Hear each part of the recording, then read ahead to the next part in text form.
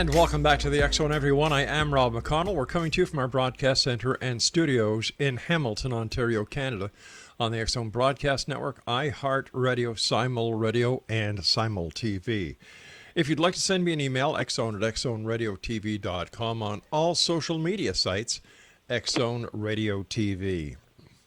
My guest this hour is Nick Redfern. We've had the pleasure of having Nick on many times over the past years. He works full-time as a writer, lecturer, and journalist. He writes about a wide range of unsolved mysteries, including Bigfoot, UFOs, the Loch Ness Monster, alien encounter, and government conspiracies. Nick has written 33 books, including Men in Black, The Zombie Book, For No One's Eyes Only, Final Events, Secret History, Monster Files, The World's Weirdest Places, The Pyramids and the Pentagon, and The Chupacabra Road Trip. He writes for MUFON UFO Journal, The Mysteries Universe. Nick has appeared on numerous television shows, including Fox News, the History Channel's Ancient Aliens, Monster Quest, and UFO Hunter, VH1's Legend Hunters, National Geographic Channel's The Truth About UFOs and Paranormal, BBC's Out of This World, MSNBC's Countdown, and SyFy's channel's Proof Positive. His website, Nick Redfern, Fortean.blogspot.com. And Nick, welcome back to the X Zone. Hey, Rob. How's it going? Hot like you, my friend. Hot like you. It's very hot here, yeah. It's the feel-like temperature right in Dallas is 103. My goodness. Nick, let me ask you this question. When the heat is up like this and the temperatures are up, do more people have paranormal experiences than if it was cooler weather? I don't know. It's hard to say, really. I mean, typically, the most important thing, I guess, in this kind of weather is that you've got air conditioning, you know. Sure. I think that's what most people are focused on, that the air conditioning's running properly rather than the paranormal. Well, it's always great having you with us, Nick. And I understand you've got a new book coming out. Yeah, it comes out in about 10 days from now, and it's called Paranormal Parasites, published by Llewellyn Books.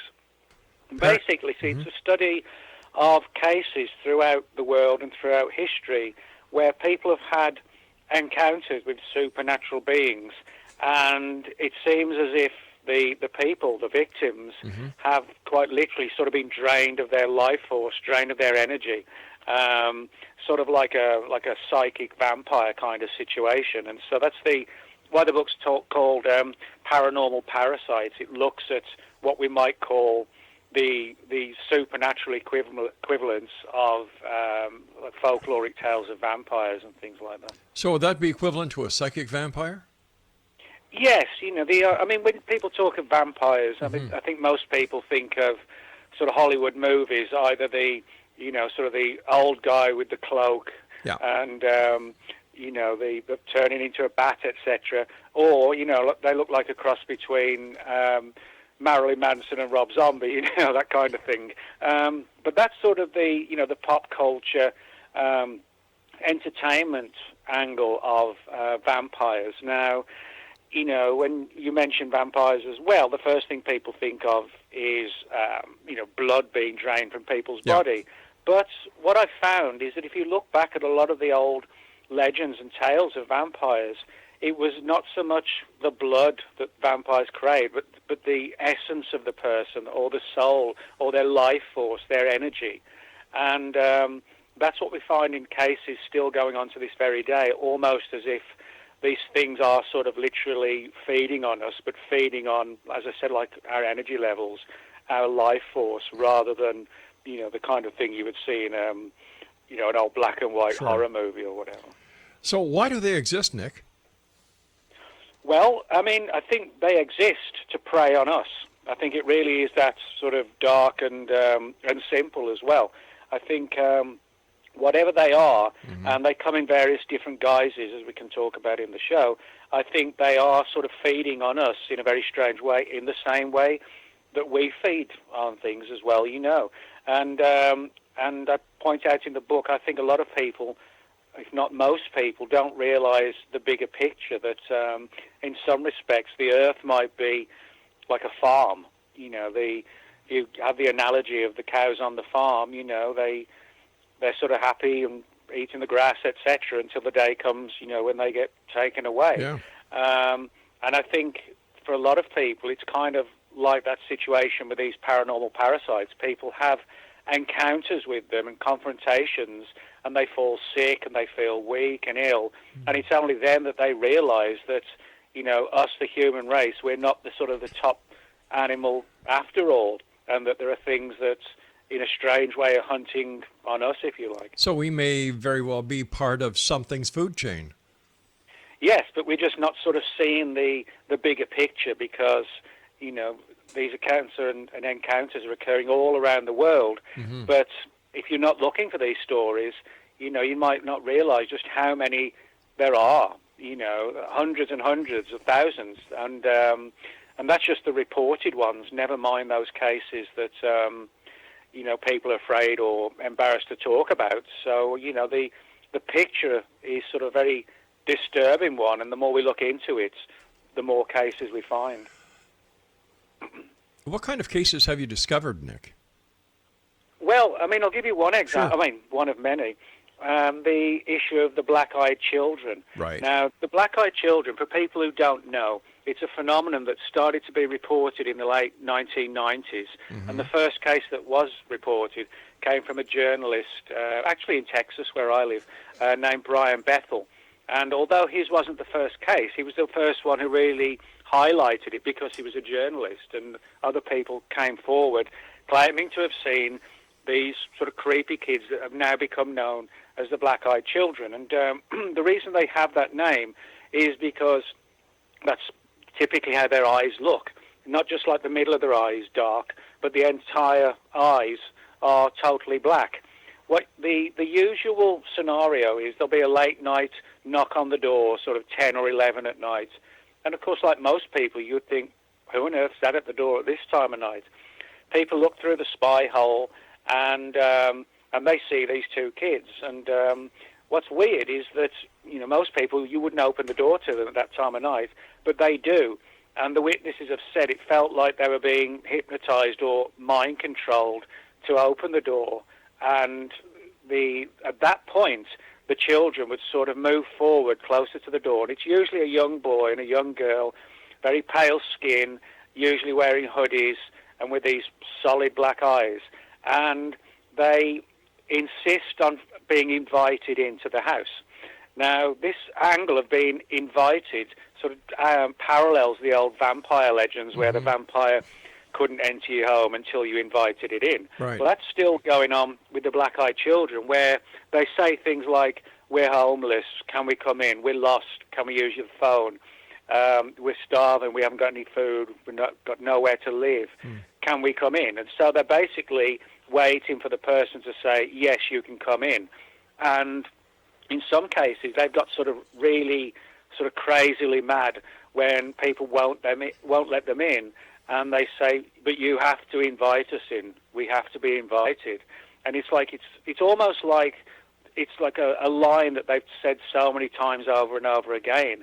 But in these cases, when the black-eyed children have been in the house, the witnesses have said they've suddenly felt weak, as if they're, again, like their life force has been drained from them. As one witness said, it was like how a diabetic might feel, if they'd missed breakfast and lunch, and then it's 8 o'clock at night, and they start to crash, and they get the shakes, and they feel weak and ill.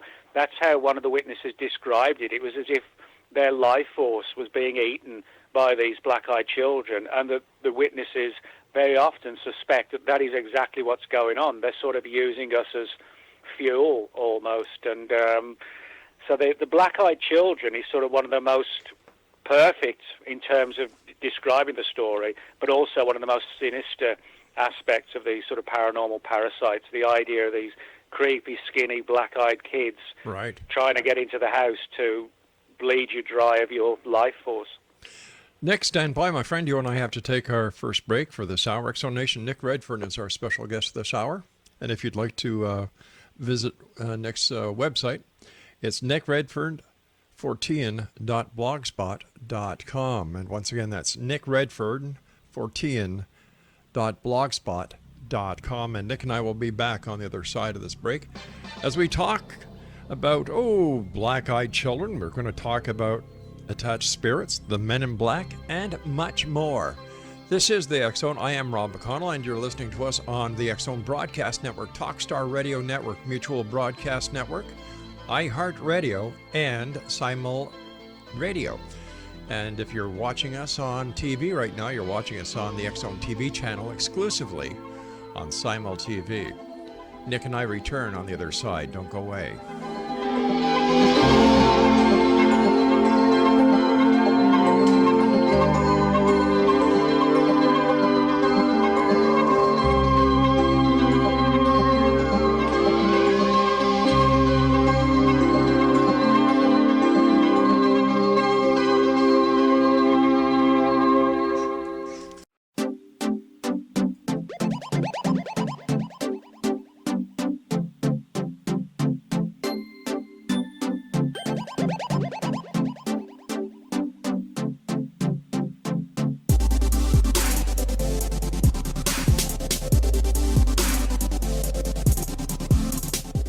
Welcome back, everyone. This is the X-Zone. I am Rob McConnell. Nick Redfern is our special guest. Nick's website is Nick Redfern, Fortean.blogspot.com. And before we go into the break, Nick, we were talking about the black-eyed children. And I have to ask you this. Is there any correlation between the appearance of black-eyed children and any other paranormal event that may have introduced them to the world? For example, UFO sightings.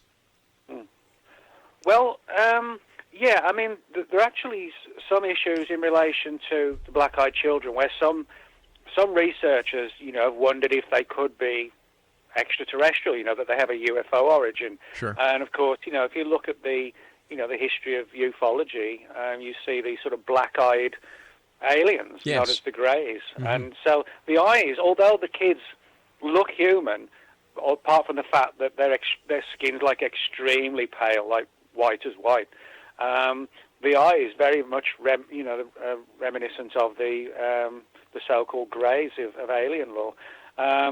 So people have picked up on that connection, and the fact that their skin kind of seems a bit strange, like almost like plastic. Doesn't look like it's sort of too smooth. So people have sort of made that kind of connection, but. In saying that, there are a lot of other weird stuff that goes on with the black-eyed children as well. For example, there are cases where dogs, particularly, pets in the home, have reacted in a very sort of nervous and terrified way. Several cases where, the dogs literally ran out of the living room and sat on the bed shaking, or even underneath the bed in one case. There are other examples where, after the black-eyed children have left the house, there's some cases where the owners, the witnesses, have suddenly experienced violent poltergeist activity in the home, as if some sort of residual energy had remained after these creepy kids had gone. And there are other cases where, for example, when the people are on the couch, sort of in this mind-controlled, hypnotized state, and the black-eyed kids are sort of draining them their energy. Light bulbs have exploded, and things like microwaves have suddenly stopped working. Again, as if there's some sort of interference which is affecting electrical equipment in the home as well. So, it actually is it's a fascinating topic, but it's a very disturbing topic because of not just the encounters, but these sort of spiraling spin-off aspects as well. The fact that they only, if I understand you right, Nick, they only seem to come out at night would account for the white skin, but it would also show me that the color of the eyes has something to do with light sensitivity, and that sunlight or any bright light may in fact impede their vision. Yeah, I mean, that's a good point, because they do. There's no doubt that they stick to certain sort of parameters. Sure. They rarely are ever seen in the day.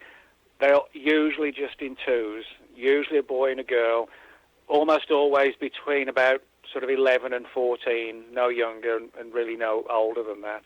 And as you say, when they come out, it's when the sun's gone down and everywhere's in darkness. And, that when you look at the potential for eye sensitivity and the sort of milk white skin, then you could make a case that they're not, their normal environment is not sort of a bright, sunny environment, and maybe that has some bearing on their ability to interact in our environment, that maybe physically they have trouble, doing that. Are they reported in all sorts of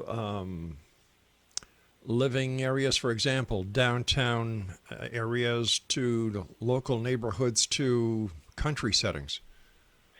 Yeah, I mean, people often imagine or assume that most of the encounters occur in isolated areas because it would be easy for them to get there and get away and not be seen.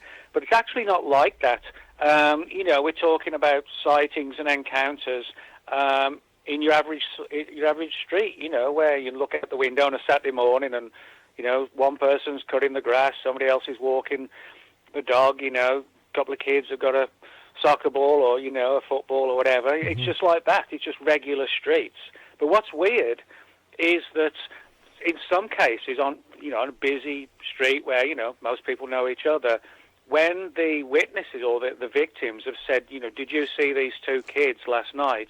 Or have you seen them at all? Nobody else in the street has ever seen them. It's almost as if the people that are targeted in a strange way are the only ones who see them and experience them, almost as if it was occurring in sort of like a weird dream-like state or almost like a Matrix-like state, from the movies, like a sophisticated reality which isn't a reality after all, So there's a lot of strange things like that where they're sort of not just elusive, but they seem to be almost like too elusive. Yeah, with all the closed-circuit television cameras that are out there, has anybody taken a photograph or have they been caught on surveillance cameras? No, there's actually no photographs and nothing like that. But there are a lot of people who had the visit and who said that that yes, they got security cameras and things like that, and nothing showed up. And in one witness case, they actually had the footage of the guy opening the door and kind of standing there for a minute or two in sort of a weird limbo state, and then closing the door behind him. And of course, then we can't see what was going on inside because the door was shut. But nothing turned up on the film footage at all. All it showed was the guy opening the door and then kind of standing there for about 20 seconds in a bit of almost like a limbo state, and then closing the door. And yet, for him, it was a very real experience where he could see these kids. But absolutely, if you looked at the footage, you would just see a guy opening the door, standing there, doing nothing, and then closing it behind him. Isn't that strange? Yeah, very strange. Yeah. Nick, are there any other what some people would call paranormal seducers out there? Well, yeah. I mean, you can look back throughout history, and you have what were known as the incubus and the succubus, and an entity known as Lilith. And these stories go back thousands of years, never mind decades or hundreds of years. And they're sort of typically male and female seducers, in essence.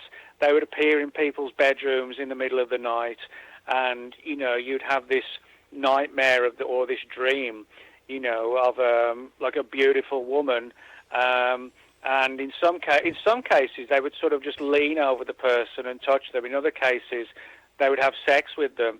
But for the witnesses, it was almost like a ruse, because everything would turn very badly and very negative, because again the witnesses or the victim would start to feel ill and sick, and as if something was draining them again. And people who've had these encounters with the incubus and the succubus, people have described how in the next morning they tried to get out of bed, and they were just they could barely get to the bathroom. They felt they were going to faint. They were lightheaded. They had the shakes, and it was as if, quite literally, as if something was just, draining them throughout the night.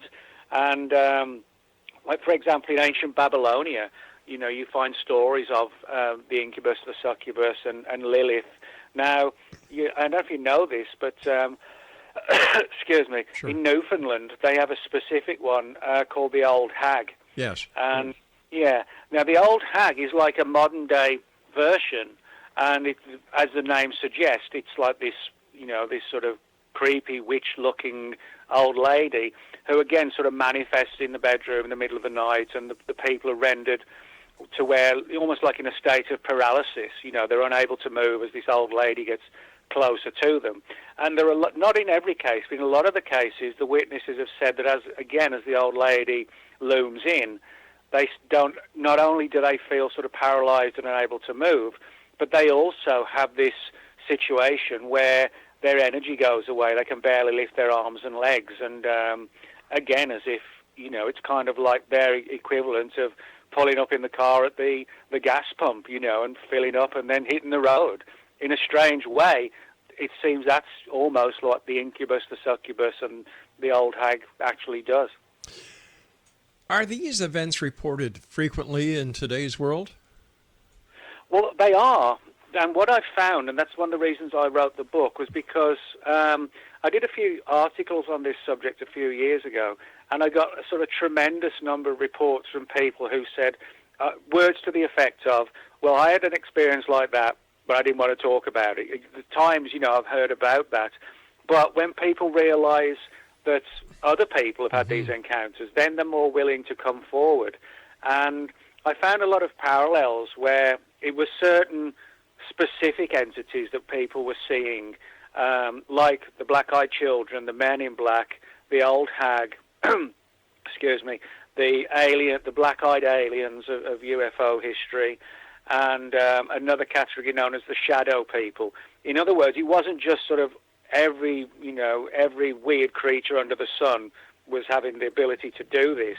It was specific ones and specific categories and certain time frames over and over again. The middle of the night, sort of 1 a.m. to 4 a.m. Wow.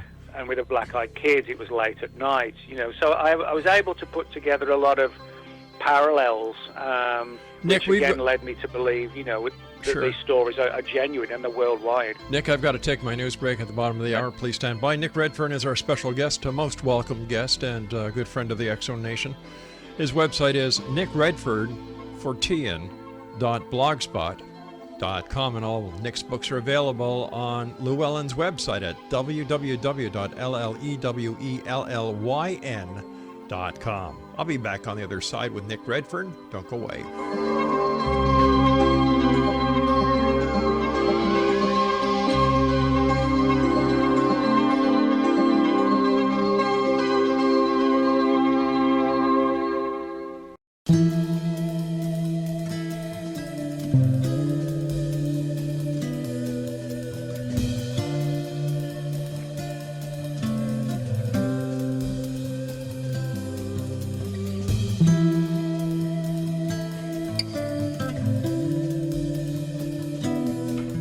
Welcome back, everyone. Nick Redfern is my special guest this hour. His website is nickredfern14.blogspot.com, and we're talking about Nick's latest book that's going to be coming out in a couple of weeks, entitled Paranormal Parasites.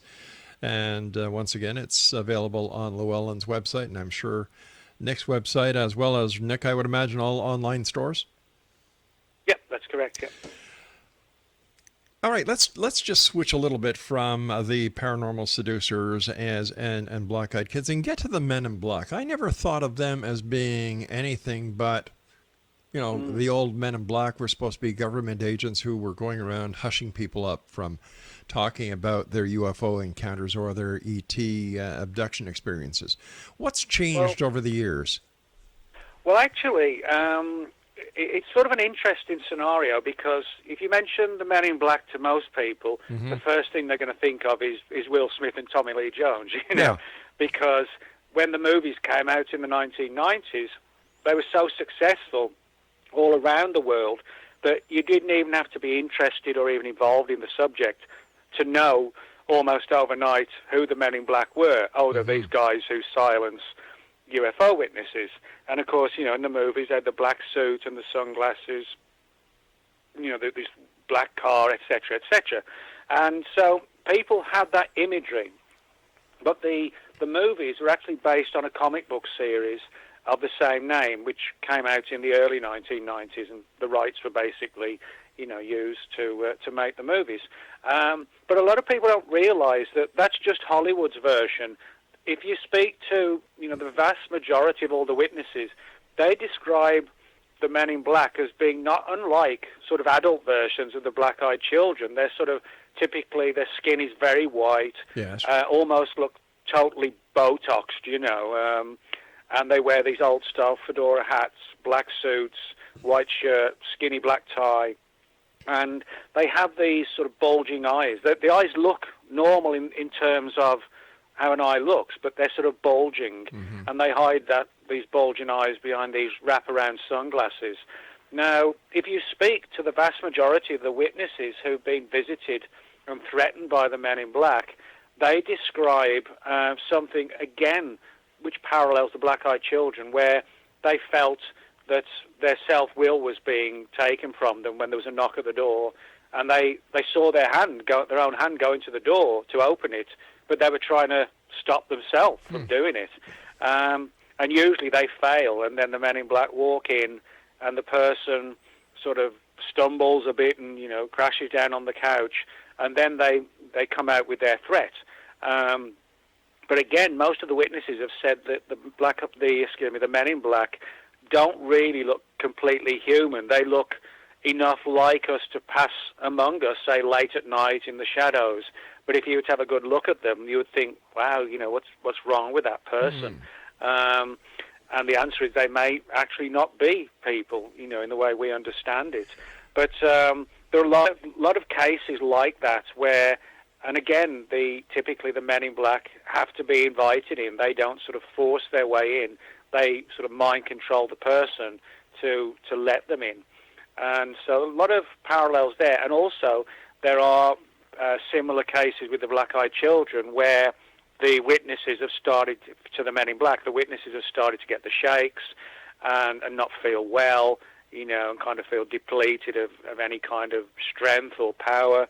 And these stories go back to the early 1950s. Now, the term Men in Black and Man in Black was coined in the early 1950s by a guy named Albert Bender, who lived in Bridgeport, Connecticut in the United States. And he wrote a book called Flying Saucers and the Three Men in 1962, which told his story. And way back then, Albert Bender was talking about how he would see these Men in Black type characters sort of literally materialize in his room and in this sort of like a smoky form, and then they would become physical, and they would have these sort of, they still have the old style fedora hat, and they would have these bright, shining, sometimes glowing red eyes or glowing white eyes, and who threatened him telepathically to leave the UFO subject behind or else. And if you read his book, it's almost like a cross between the X-Files meets some sort of gothic horror novel, H.P. Lovecraft. It's sort of like a cross between the two, because, and so that's really how the template, if you like, of the Men in Black really is. But so many people, due to the pop culture exposure, think the Men in Black are secret agents, so to speak. But the vast majority of people never ever report them like that. They describe them as being almost looking like a dug-up zombie, just jerky walking and pale and skinny and just looking very, very weird.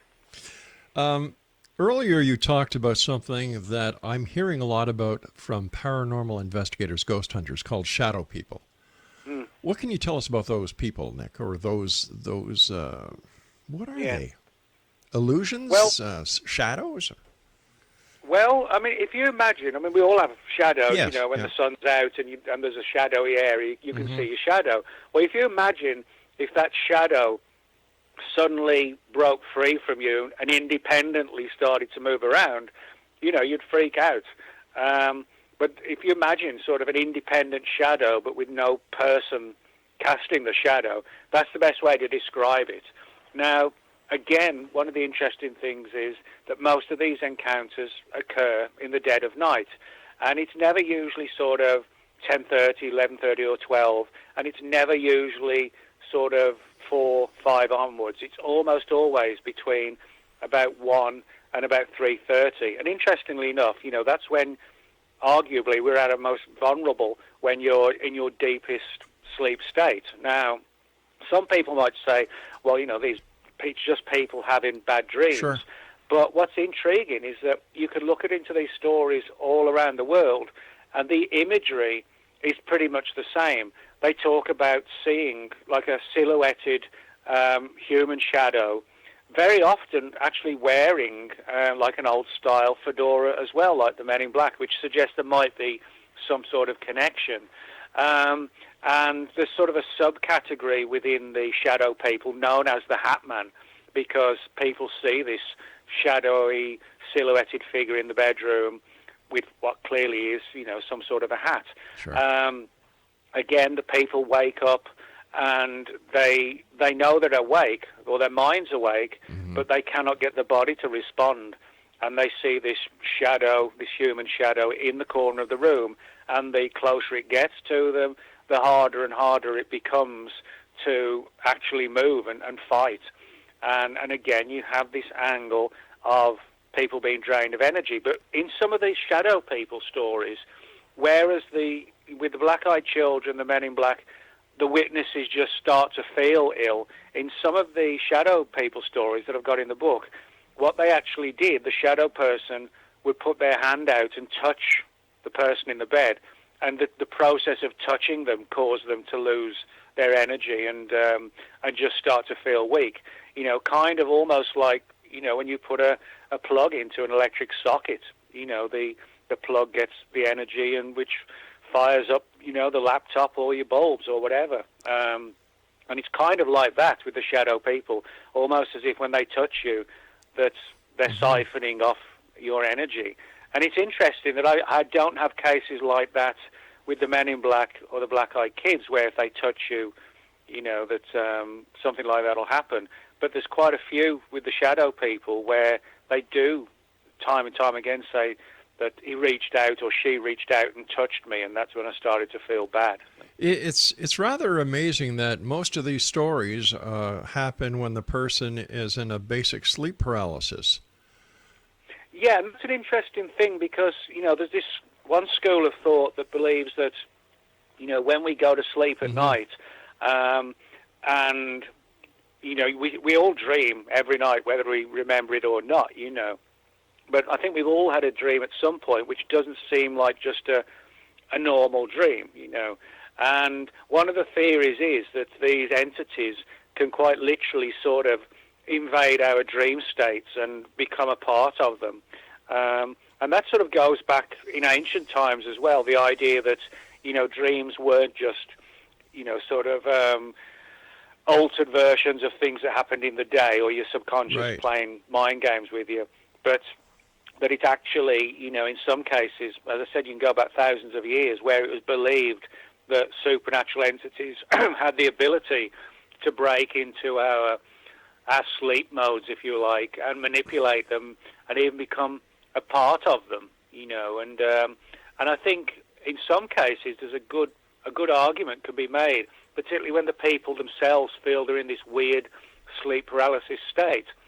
It's as if they really are in sort of like a semi-awake nightmare, which these entities are controlling, and it only comes to an end when they decide it's going to come to an end. But sleep paralysis is a natural function of the body. The body secretes a hormone so that in our dreams we don't move. When we're, in our physical body, when we're dreaming, we don't move. For example, if this hormone wasn't given to us at the time of sleep, then if we were dreaming we were running, then our legs would move and we'd have physical responses to the dream. This way here we don't. And according to the medical community, that when a person comes out of the sleep state before the counter hormone to the sleep paralysis is given, then this is when they have the sleep paralysis. Yeah, I mean, one of the things we should stress is sleep paralysis is a recognized medical condition. Yes, yeah.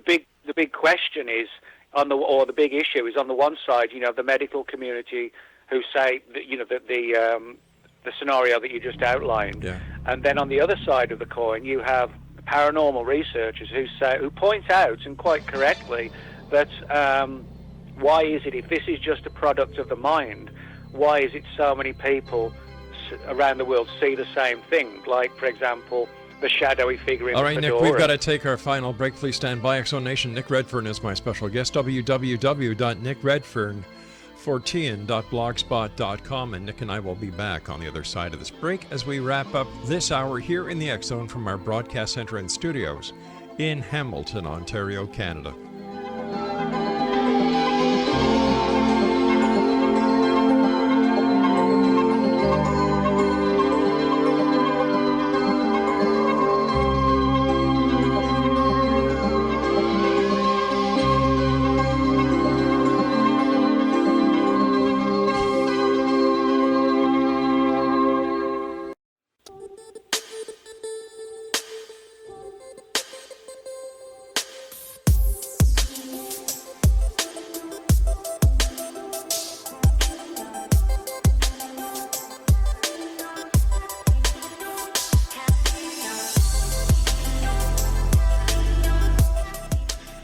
Welcome back, everyone. During the commercial break, my producer said, I suffer the old egg syndrome. I said, yeah. He said, yeah, my mother-in-law.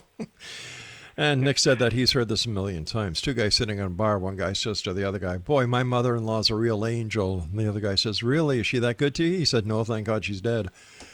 Oh, where do these come from? Boy, am I going to get mail for that one. Yeah, I'm not saying anything. Thanks, Nick. Silence is golden, old friend. Exo Nation, Nick Redfern is our special guest. His website is nickredfern.fortean.blogspot.com. And for the majority of the show, we've been talking about Nick's book that is coming out in a couple of weeks called Paranormal Parasites. And it'll be available on Nick's website, Llewellyn's website, and on all online bookstores everywhere. But you just also released another book entitled The Black Diary. What was that about? Well, yeah, it was just coincidence that the books came out pretty much in parallel with each other, because they're actually put out by different companies, and that sometimes happens, where one's going to plan to put it out this month and somebody else is going to put a book out from me when it's a different company. And usually there's sort of 3 or 4 months or 5 months between. But in this case, they're sort of very close, which does happen now and again. But the Black Diary was actually my fifth book on the Men in Black, and it was I do a Men in Black book about every 18 months of all the new cases that have come out and that the people have shared with me. So the Black Diary is sort of written like the title of the book. It sort of reflects the fact that it's written as if you're reading one of my own journals. How I spoke to this person and that person. So it's sort of a study of the last 18 months worth of cases of the Men in Black that I've got from literally from all around the world. And again, they all have this sort of archetypal image of, the black suit, the black hat, but the very pale skin and, sort of the ability to control minds and so on. Nick, are you getting more email from people who are claiming to be attached by spirits or having more encounters with spirits? And I've heard a number of stories, Nick, where people have gone to antique stores or estate sales, purchased something, and prior to that object coming into their house, they never had a paranormal experience. As soon as that object came into the house, bang, all hell broke loose. Yeah, there's actually a lot of cases like that where strange things have happened. Coincidentally, I wrote an article for Mysterious Universe literally just a few days ago about a case from 1972 in England, in a small town in the north of England called Hexham, where two young boys playing in their backyard unearthed these two carved heads, stone heads. One looked male, one looked female, and they were dated as going back to sort of Celtic times, about 2,000-3,000 years. And what was weird was that when the kids took the heads into the house, they started to experience a lot of weird activity, where, for example, they would wake up in the middle of the night and see this almost like a werewolf-type creature looming over the bed, like a bipedal wolf sort of looming over them. What's more interesting is that the heads were actually handed over to an expert a doctor who worked in the field of Celtic archaeology and history named Anne Ross, and she experienced this sort of wolf-like entity in her home as well. So it was almost as if where the stone heads were going, this sort of paranormal energy or this entity was going with them as well. So if somebody has an attached spirit, how do they get rid of them? Well, I mean, that's a good question, because in many of these cases, it's as if the entity wants to kind of create this connection, and it's very rarely a positive connection. It's usually, manipulating the person, causing havoc in the home, terrifying them, or, as I said, we've been talking about tonight, you sort of using them as an energy source, and it's very difficult, or it's proved to be very difficult for a lot of people to get rid of them. And typically, the ways that have been achieved successfully are, for example, to sort of cleanse the house and focus your mind on getting rid of them, just banishing them. But it takes a lot of sort of self-will to really focus on it and not do it sort of half-hearted. You have to really put your mind to it and sort of almost self-hypnotize yourself to tell them to go away, to leave. And as I said, also, cleanse the house with things like sage, which has been over the centuries is sort of noted as a cleansing from supernatural activity. So, but for a lot of people, it's not easy. These things are kind of cling on to us, and get their claws in, and it's hard to get rid of them. We were also talking about shadow people. I mean, besides turning the lights on in order that the shadow can't appear, how do you get rid of them? Well, again, it's very much the same thing. It's almost as if they have this obsession with us, and when they've visited one person, possibly, to feed on them, they come back to the same person over and over again. It's not always like that. Sometimes a person only ever has one experience, but, it stays with them for their whole life because it was so traumatic. But in many cases, they just stay with that one person, and life can be sort of turned into a nightmare, for weeks, months, even years. So, there's certain things that are identical in some cases, and other ones, where they're a little bit different, so to speak. Whatever happened to the Mothman from the Mothman prophecies? Has he popped up anywhere else, or has he continued to show where he was originally seen? Well, yeah, it's interesting you should say that, because there was actually a wave of Mothman sightings in Chicago last summer. When I say last summer, I mean last year, right. Not this summer. And for people who don't know, the Mothman, which was the story of the Mothman was told in John Keel's 1975 book, The Mothman Prophecies, and then in 2002 it was turned into a Hollywood movie. And but the original story, in the town of Point Pleasant, West Virginia, in late 1966, people reported seeing this sort of almost like a gargoyle-type creature, like a humanoid figure with wings and glowing red eyes. And it was seen around the town of Point Pleasant for roughly 12 months. And it all culminated when the Point Pleasant's Silver Bridge, as it was known, that covers the Ohio River, collapsed into the river and drowned more than 40 people. And a lot of people who lived in Point Pleasant suspected or thought that possibly the Mothman was like some sort of Grim Reaper type character that when it appears, it comes to take human souls. Other researchers and people in town thought that possibly the Mothman was like a warning entity, that appears in a strange way, tries to warn us of forthcoming disasters. So, but it primarily ran from 66 to 67, but you can find things very similar to the Mothman all around the world. And you could make a case that it's actually the same thing. For example, in England, they have one called the Owlman. In Houston, Texas, just a few hours from where I live, back in 1953, the local newspapers covered the story of what was known as the Houston Batman, which again was like a humanoid figure with wings. And so you can find these, and throughout history as well, you have things like the harpies, and as I said, like the gargoyles. which go back again thousands of years. But however, or in whichever way you sort of look at the motivations of the Mothman, there does seem to be this angle of disaster and death surrounding it, whether it's, as I said, whether it's causing it to occur or it's warning us of something. Nick, with all the people that you have the ability to, to chat with and so on, have you noticed any particular increase in any specific area of the paranormal over the last year?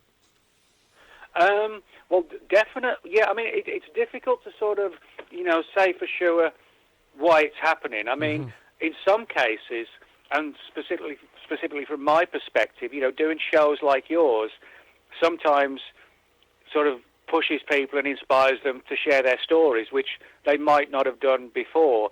So it kind of looks like there's more reports. You see what I mean?